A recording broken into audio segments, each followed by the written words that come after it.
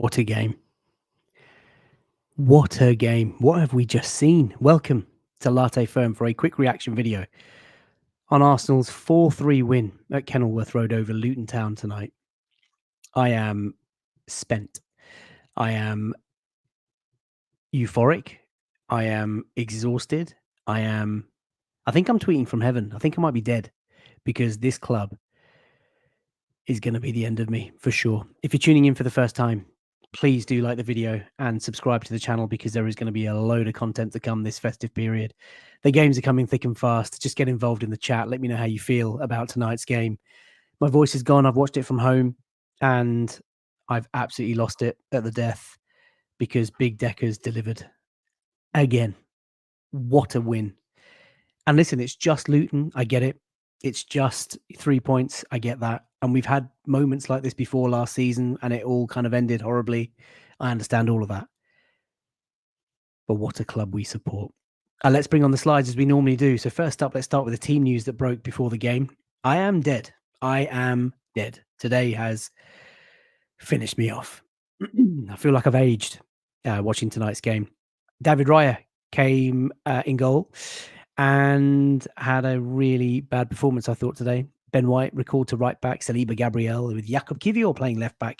He was taken off on 65 minutes, of course, for Zinchenko, who I thought made a real difference to today's game.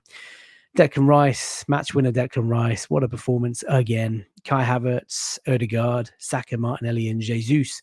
That front six playing now for the second time together. And now we've scored 10 goals with that combination. Phenomenal. The bench beginning to look a little bit thin. Ramsdale in goal, Cedric, Zinchenko, Ruel Walters, Jorginho, Elneny, Nelson, Trossard, and of course, unused Eddie tonight. We've won the game 4-3. I went into the game expecting Luton to be quite a difficult team. You know, we've seen them have some real performances at home. They normally play flat back four or three centre backs at the back. They doubled up on the wingers as you'd expect, lowish sort of block. They're really good on the transition and the counter attack, and we've seen that against the likes of Man U. And I thought they'd sit deep. I thought they'd work really hard, which they did. First 20 minutes, half an hour, they were really impressive. And I remember sort of saying to myself, how are they going to sustain this? Because they were really honest. They tried to suffocate us, didn't really give us too many options. We played the ball about the back quite a lot. So I kind of went into the game expecting it to be tight, expecting it to be a difficult night, but blimey. Did not expect it to be a 7-goal thriller and did not expect it to end the way that it did. I guess let's start by just, talking about the goals and the errors. I mean, we got off to, I thought, almost a perfect start. 20 minutes into the game, it was tight. They were working hard. They were trying to close us. Martinelli gets a goal from what was a poor clearance. It was a throw. Saka plays it across. Martinelli nets. And at 1-0, you're thinking, right, pressure's off. Let's breathe and relax. Let's build on this. Let's tire them out and let's go on to get another one. 4 or 5 minutes later, Osho scored from a corner. Not really the best goal to concede. We could have done a lot better, both defensively and maybe Raya wasn't for fault at that. But defensively, we should have done better. We should have dealt with that corner. But listen, sometimes, corners, they just go the way of the attacking team. And depending on where the ball drops, you get a clean connection like that. Can't really knock it. We then work hard, try and get into the lead just before halftime. Gabby Jesus this time scoring. And what a perfect time to score. Changes the mood, changes the team talk. You can sit back and relax and think, right, second half will come out, take the game to Luton, go through the gears, get a third, get a fourth, whatever. But it wasn't meant to be. Adebayo scoring just 3 minutes into the second half, 4 minutes into the second half, making it 2-2.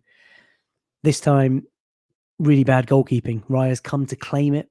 And the defenders just got in front of him and sort of nudged it home. Their player.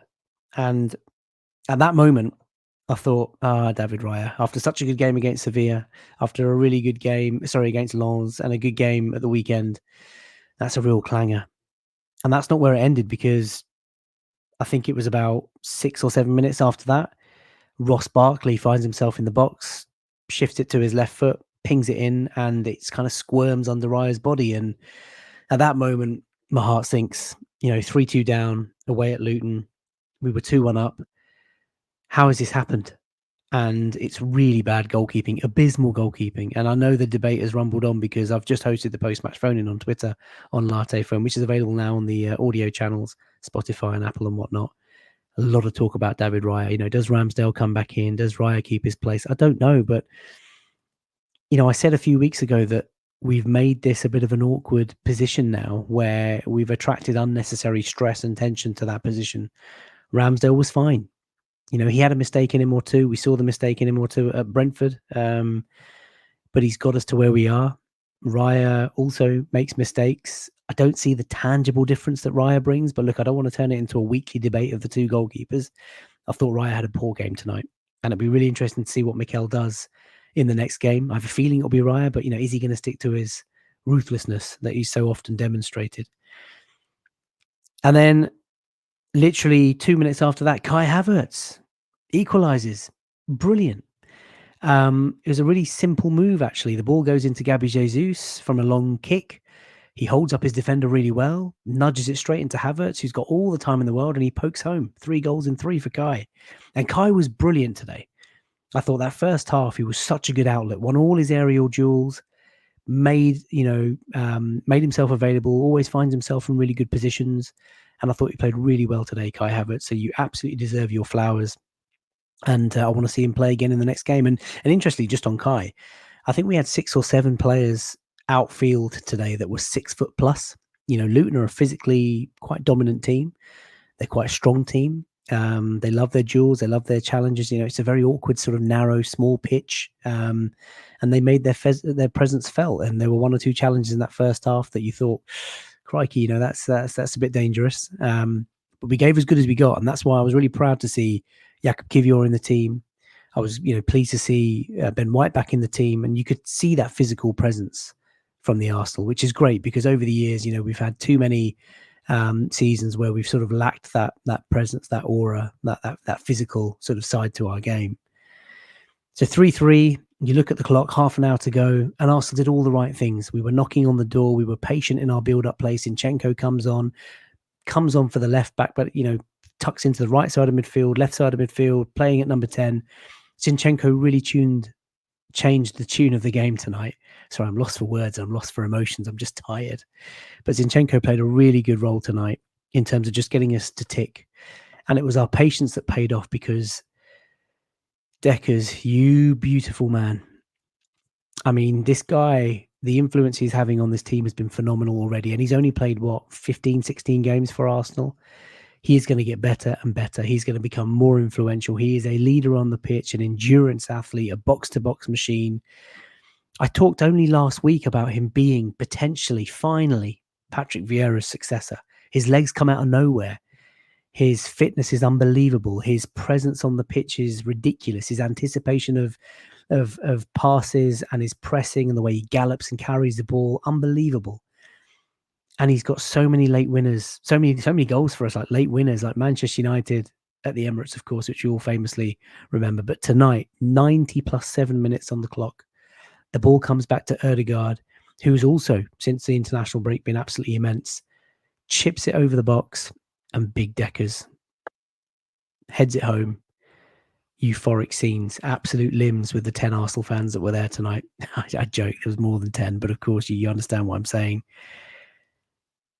I am running out of words for this team. I think their mental resilience and their capability, their capacity to keep going tells you a lot about how Mikel Arteta is drilling them, and the mentality monsters that Liverpool have labelled with over the years. We just don't give up. We are patient. We continue to build. We continue to probe. We continue to knock the door, and we eventually smash it down. And make no mistake, Liverpool will be watching that game tonight. City will be watching that game tonight, and that'll be a dagger in their heart to see Arsenal win it late at the death the way that they have. And there's 2 big games tomorrow. Liverpool away at Bramall Lane, new manager coming in at Sheffield United, or ex-manager coming back. And of course, Manchester City without Rodri and Jack Grealish away at Villa Park. Uncle Unai, can they do us a favour? But listen, tonight is about us. Tonight is about the win. Tonight is about another great performance. And talking of great performance and great performers, Sax, what can I say? 200 Arsenal appearances tonight. Phenomenal phenomenal player. What we are seeing this boy do on a weekly basis, utterly, utterly ridiculous. He got an assist tonight, which now means that he has a goal or an assist against every Premier League team he has ever played against. That courtesy of Prime Video, as you can see on the left-hand side. And 200 games, and he's such a young boy, and he's still got so many levels to go through. I think, it's incredible to kind of say that, because he's so good already, but he can get better and better. And the world is his oyster. Bukayo Saka, unbelievable, really unbelievable. So look, I don't know what to say. On the one hand, disappointed that we've conceded 3 goals. We've still got the joint tightest defensive record in the league so far, conceding 14 goals. But we've managed to score 4. And when Jesus scored, I think at that point, our last 11 goals were scored by different players, which is phenomenal. So we're beginning to click in the final third. But I'm most impressed by our patience and our, desire and resilience to just keep going. Like, I cannot tell. I mean, 86-minute winner against City, late winner away at Brentford, late goals against Manchester United, late winner again today. I mean, you do it so often, and it's not a fluke. It's part of your game. It's part of your mindset. It's part of what you kind of almost expect. So massively, massively pleased. Just a couple of down points. Takahiro Tomiyasu's scan has come back. It looks like he's got quite a serious calf injury, 4 to 6 weeks. Might that play Mikel's hand in the January window? And Mikel got booked for his celebrations, which is a farce. Absolute farce. I mean, look, if you stand up in that dugout, you're practically on the pitch. It's such a tiny stadium. But he got a booking, his 3rd booking of the season, which now means he will be banned for the game at Villa Park, which is a shame. I wonder what impact that's going to have on the squad. But listen, we are there. 3 points in the bag. A pretty tough, awkward fixture crossed off the list. London Derby, make no mistake, it's a really tough fixture. And we extend our lead at the top of the table by a few extra points, and we're 5 points clear. We can put our feet up, tea in hand, latte in hand, and watch the Barclays tomorrow, because City are away to Villa and Liverpool are away to Sheffield United. Until next time, bye for now.